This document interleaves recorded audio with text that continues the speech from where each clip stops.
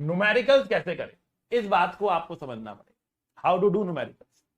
देखो बेटा, सबसे पहले आपके सामने जब क्वेश्चन आता है, सबसे पहला काम सुंदर डायग्राम, उसका एक डायग्राम बनाओ।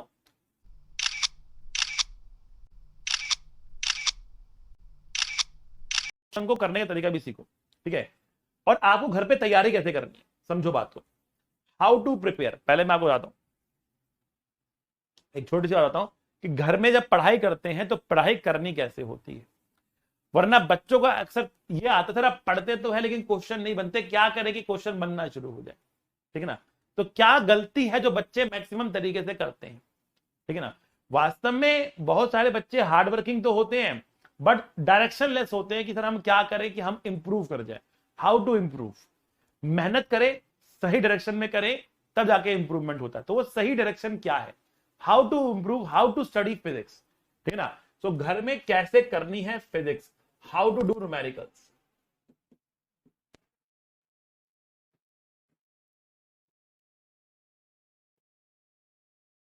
न्यूमेरिकल्स कैसे करें, इस बात को आपको समझना पड़ेगा। How to do numericals. देखो बेटा, सबसे पहले आपके सामने जब क्वेश्चन आता है, सबसे पहला काम सुंदर डायग्राम, उसका एक डायग्राम बनाओ। अगर डायग्राम नहीं बन सकता उस क्वेश्चन के अंदर तो उसमें जो गिवन चीजें हैं वो लिखो। डायग्राम बनाने का मतलब है कि आप क्वेश्चन को समझ गए, गिवन क्वांटिटी लिखने का मतलब है आप क्वेश्चन को समझ गए। वरना एग्जाम में क्या होता है, एग्जाम में आप क्वेश्चन को 10 बार पढ़ते हो और आपके दिमाग में वो क्वेश्चन जाता नहीं है। आप पहली लाइन पढ़ते हो, दूसरी लाइन पढ़ते हो, तीसरी लाइन पढ़ते हो, चौथी लाइन पे आते आते पहली लाइन भूल चुके होते हो, आपको क्वेश्चन दोबारा से पढ़ना पड़ता है। लेकिन अगर आपने पहली लाइन पढ़ी उसके लिए आपने कुछ लिख लिया, दूसरी लाइन पढ़ी कुछ लिख लिया, तीसरी लाइन लिखी जो उसमें इंफॉर्मेशन लिखी है लिख लिया, या अंडरलाइन कर लिया कम से कम उसको, ठीक है ना। तो आपको बार बार दोबारा दोबारा क्वेश्चन पढ़ना नहीं पड़ेगा, ठीक है ना। तो सबसे पहला काम सुंदर डायग्राम, आपके सामने क्वेश्चन आया, आपको क्वेश्चन का सोल्यूशन नहीं देखना है अभी, अभी घर पे कैसे पढ़ना उसकी बता रहा हूं। तो ऑब्वियसली आप जो क्वेश्चन लेके बैठे हुए हैं उनका सोल्यूशन भी आपके पास होगा, ठीक है ना। पर सोल्यूशन साथ के साथ देखना नहीं है। क्वेश्चन आपके साथ सामने आया, आप क्वेश्चन अटेम्प्ट करोगे। क्वेश्चन को अटेम्प्ट करने के लिए सबसे पहला काम सुंदर डायग्राम, सबसे पहला काम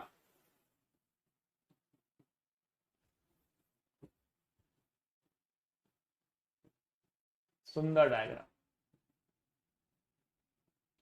क्या मतलब है इसका, या तो डायग्राम बनाओगे या गिवन डेटा बनाओगे, या एटलीस्ट कुछ नहीं करना तो कम से कम इंफॉर्मेशन को अंडरलाइन करो। पर बेटर है अगर आप लिख लो कि गिवन क्या है, गिवन क्या है वो लिख लो, या underline the information.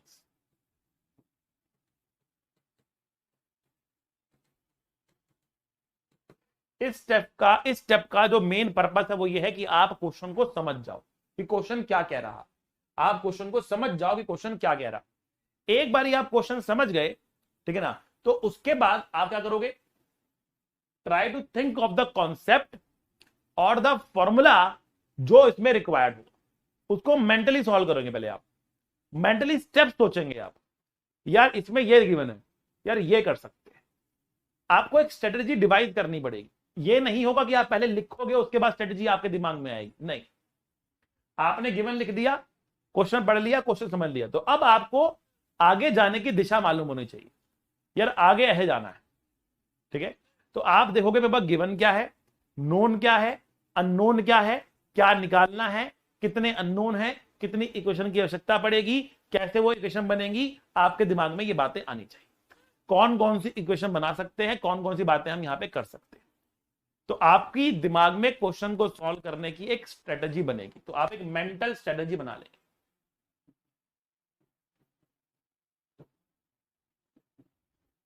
To solve the problem, ठीक।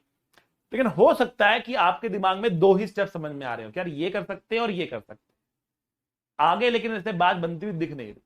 तो घबराए नहीं, जितना भी आपके दिमाग में आ रहा है, चाहे वो एक स्टेप है, चाहे वो आधा स्टेप है, चाहे वो पौना स्टेप है, जितना भी आपके दिमाग में आ रहा है उसको फिर पिन डाउन करने की कोशिश करें, उतना कम से कम आप लिखें कॉपी के ऊपर, ठीक है। सो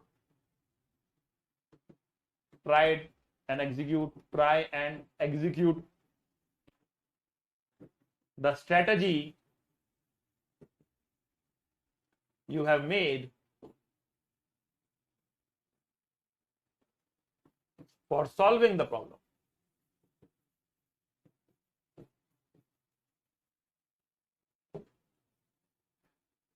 इसके बाद भी नहीं बना क्वेश्चन तो टेंशन नहीं है, लेकिन ये 3 स्टेप कम से कम आपको करने हैं। जिस क्वेश्चन में आपने ये 3 स्टेप सक्सेसफुली कर लिए, मतलब आपने उस क्वेश्चन को दिल से अटेम्प्ट कर लिया है, सच्चाई से ईमानदारी से अटेम्प्ट कर लिया। बहुत सारे बच्चे मेरे पास आते और कहते सर ये क्वेश्चन का सोल्यूशन बता दो। मैं उससे पूछता हूं बेटे तो सोल्यूशन तो मैं बता दूंगा, तू इस क्वेश्चन का मीनिंग बता दे बस।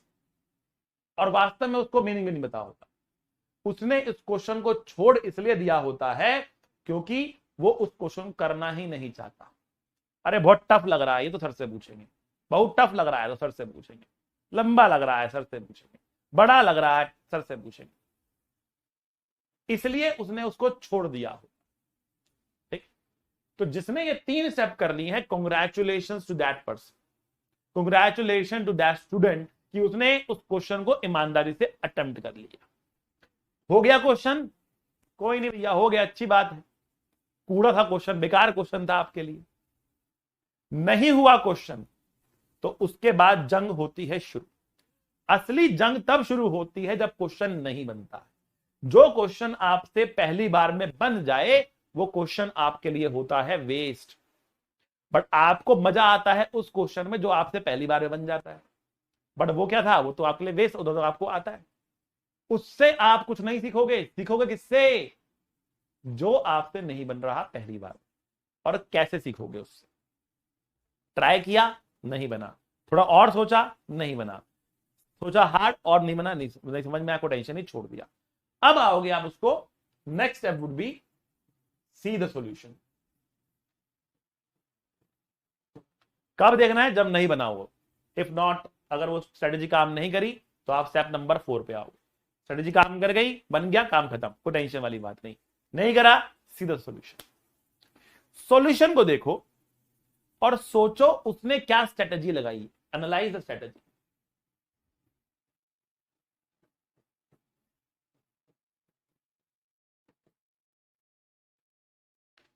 Analyse the strategy. आप उसकी स्ट्रेटेजी को एनालाइज करेंगे कि वो कर क्या रहा है, सॉल्यूशन क्या कर रहा है। देन बात यहां तक खत्म नहीं होती। आपने वो सॉल्यूशन समझ लिया कि अच्छा ऐसे करे हो। अब यहां पर दो चीजों की सॉल्यूशन समझ में आएगा या फिर नहीं आएगा।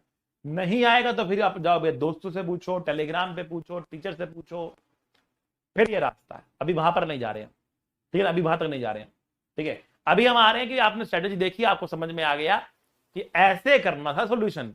हा, ओके ओके ओके। अब गलती सबसे बड़ी यही होती है, हम यहां पे आके रुक जाते।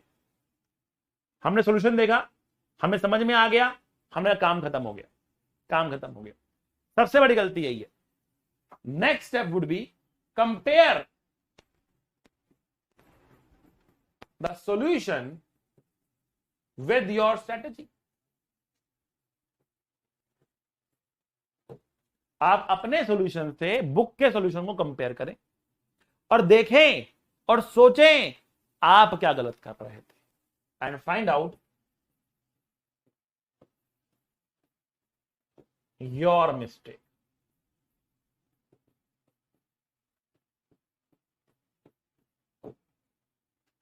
अगर आपने ये आखिरी स्टेप कर दिया तो जितनी मिस्टेक्स आप अपनी ढूंढते चले जाएंगे उतनी ही कम मिस्टेक आप फ्यूचर में करते करेंगे। अगर आपको मालूम पड़ गया मेरी गलती ये थी, मैंने ये गलत किया, तो फ्यूचर में आप वो गलती नहीं करेंगे। तो बच्चा सबसे बड़ी गलती ये करता है कि अपनी गलती को एनालिसिस नहीं करता, वो क्वेश्चन के सॉल्यूशन के पीछे भागता है। वो क्वेश्चन के सॉल्यूशन के पीछे भागता है, ना कि मैंने क्या गलत किया उसके पीछे। आपको भागना है मैं क्या गलत कर रहा हूं। जितनी गलतियां आप ठीक करते चले जाएंगे आप उतना ही सही रास्ते पर चलते चले जाएंगे। ये आपको लगाना है, समझ गए? चलो आ जाओ। तो अब आपके सामने पीवाईक्यू आ चुका है। पहला पीवाईक्यू रहा, आप देखो और सीखो में करना कैसे, ठीक है। अगर आप रिकॉर्डेड देख रहे हो तो आई विल सजेस्ट यू कि आप यहां पर इसको पॉज करें, क्वेश्चन को खुद से पढ़ें, खुद से अटेम्प्ट करें, स्ट्रेटजी बनाएं, डायग्राम बनाएं, इंफॉर्मेशन लिख के खुद से अटेम्प्ट करें। नहीं बनता है मेरा सोल्यूशन देखें, मेरे सोल्यूशन को अपने सोल्यूशन से कंपेयर करके अपनी गलती ढूंढने की कोशिश करें। जो स्टेप्स बताए हैं यहां पर सारे क्वेश्चन में लगाने की कोशिश करें। बेहतर अप्रोच यही है, ये कर दिया और आपने अपनी गलतियां ठीक कर ली, आपसे आगे चलकर सारे क्वेश्चन बनने शुरू हो जाएंगे, आपका आईक्यू लेवल बढ़ना शुरू हो जाएगा, आपका टेक्निकल आईक्यू बढ़ना शुरू हो जाएगा, आपको फिजिक्स दिखना शुरू हो जाएगी। अच्छा ऐसे नहीं करना है, ऐसे नहीं करना है और ऐसे करना है। गलत रास्ते बंद करते जाओ, सही रास्ते पर अपने आप चल पड़ोगे। गलत रास्ते बंद करते जाओ, सही रास्ते पर अपने आप चल पड़ोगे। क्या मतलब है इसका? इसका मतलब यह है कि जब आपने सारी खुशी के रास्ते बंद कर दिए तो फिर क्या बचेगा? मंदिर का रास्ता। बिट्टू हमारा साधु बन जाएगा। चलो आओ।